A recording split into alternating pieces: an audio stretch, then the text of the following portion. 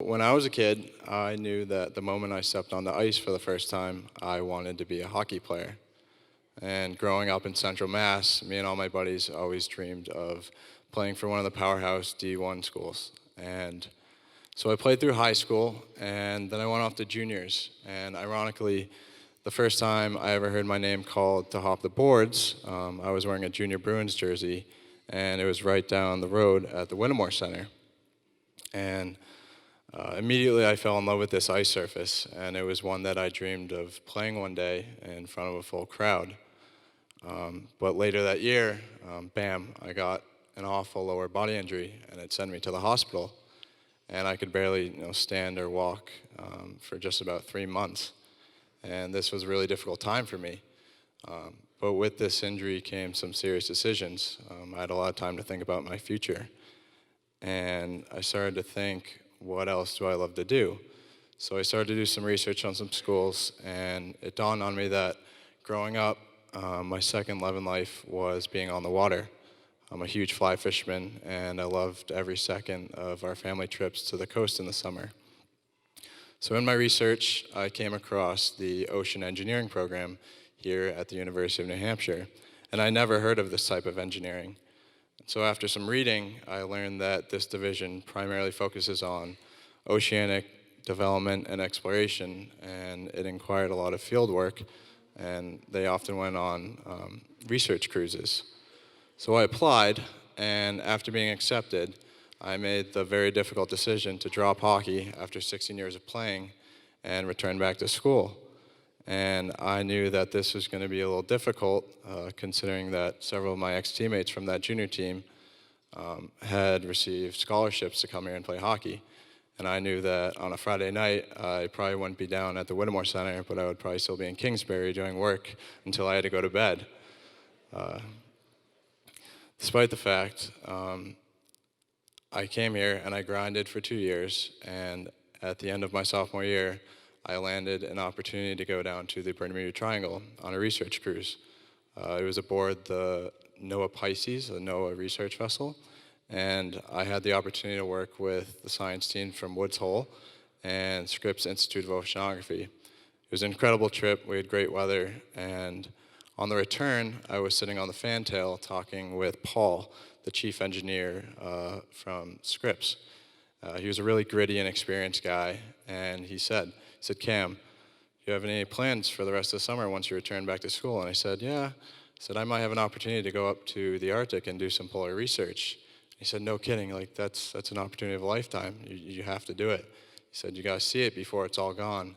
And right when he said that, he's like, you gotta see it before it's all gone. It kind of hit me, that this place not exist in 100 years. And in that moment, I kind of closed my eyes, and I envisioned this vast icy realm of a wasteland. And then when I opened my eyes, I wasn't looking at the crystal clear blue water of the tropics, but I was at 66 degrees north, standing on the U.S. Coast Guard Healy, one of the most advanced icebreakers in the world. And I was in a survival suit looking at 3 polar bears swim by our ship, roughly 70 miles off the ice. And I was standing there, and I was like, what is going on? Like, what is in front of my eyes? How did I get here?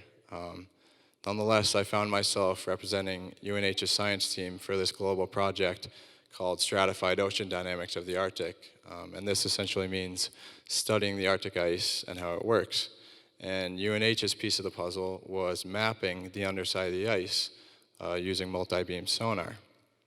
And it was this data that would give us crude evidence of how the sea ice forms, how it recedes, how it freezes and refreezes, and how it ultimately affects all other oceans around the world. And it was incredible. So a few days later, as the trip went on, I woke up to my bed frame shaking, and there was a subtle kind of vibration resonating throughout the entire ship. So I hopped out of bed, ran to the nearest hatch door, and looked out the window. And as far as I can see was white. It was just absolutely white ice for as far as the eye can see. And I was like, oh my God. And so I went out, and I remember looking down at the hull, and we had successfully hit the ice cap, and we were plowing through it like a hot knife through butter.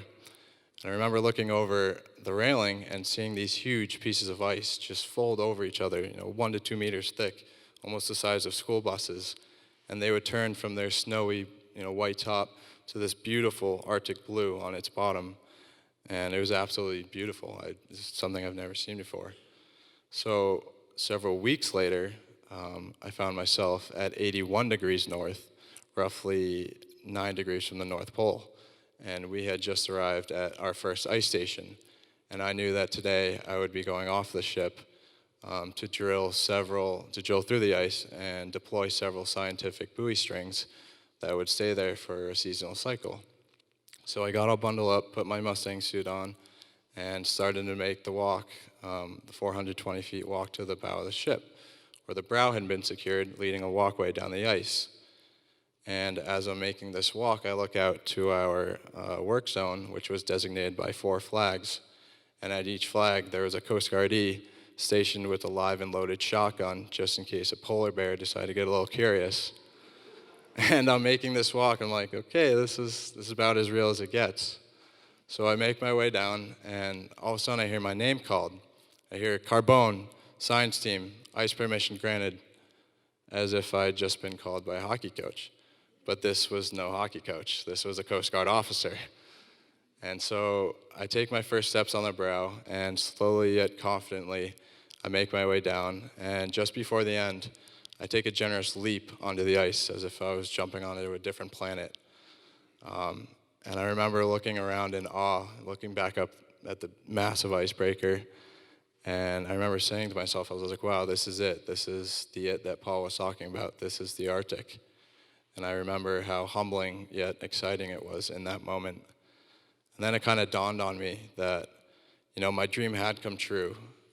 I was on the ice, and I was representing UNH, but it wasn't as a hockey player. It was as an ocean engineer, and I was completing some of the most crucial research that's ever been completed while standing on top of the world. Thank you.